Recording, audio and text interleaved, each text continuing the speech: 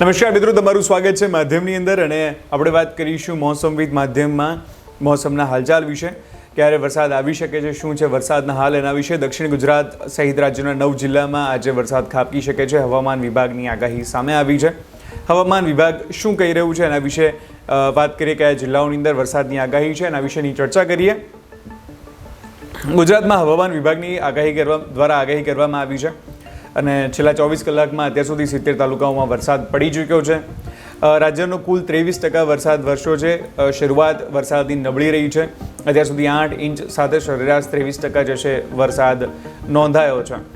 હવામાન વિભાગની આગાહી મુજબ ભાવનગર, અમરેલી, તાપી, ડાંગ, વલસાડ, મહીસાગર, દાહોદ, જૂનાગઢ, સુરત, નવસારી, દમણ, દાદરાનગર હવેલીની અંદર ભારે વરસાદ, અતિ ભારે વરસાદની આગાહી કરવામાં આવી છે. સૌરાષ્ટ્ર કચ્છમાં ગાજવીજ સાથે હળવા વરસાદની આગાહી કરવામાં આવી છે. બુધવારે કચ્છ જિલ્લામાં સામાન્ય વરસાદની આગાહી જે છે કરવામાં આવી છે. આ ઉપરાંત અન્ય જિલ્લાઓની અંદર પણ વરસાદની આગાહી હવામાન વિભાગ દ્વારા કરવામાં આવી છે.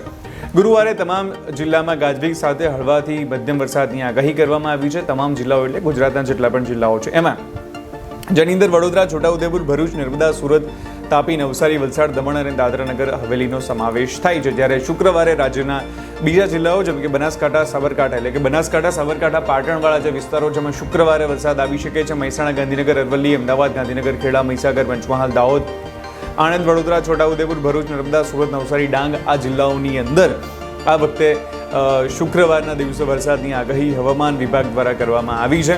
આવી જ રીતે મેં તમને કહ્યું એમ કે અંબાલાલ પટેલ દ્વારા પણ આગાહી કરવામાં આવી છે. અંબાલાલ પટેલે આગાહી શું કરી છે? અંબાલાલ પટેલ દ્વારા આગાહી કરી છે કે 17 થી 24 જુલાઈ દરમિયાન ગુજરાતના ઘણા ભાગોમાં અતિ ભારે વરસાદ પડી શકે છે, જેમાં ખાસ કરીને સૌરાષ્ટ્ર અને દક્ષિણ ગુજરાતના ભાગોની અંદર અતિ ભારે વરસાદ પડશે. હવામાન વિભાગે પણ જે છે આ જ પ્રમાણેની આગાહી આપી છે. અંબાલાલ પટેલની પણ આગાહી આ રીતેની જે છે. આવી જ રીતે મોસમ વિથ માધ્યમ સાથે હું તમને મળતો રહીશ માધ્યમ ઉપર. જોતા રહેજો માધ્યમ અને ચેનલને સબસ્ક્રાઇબ ના કરી હોય તો સબસ્ક્રાઇબ કરવાનું ભૂલતા નહીં. જય હિન્દ, વંદે માતરમ, ભારત માતા કી જય.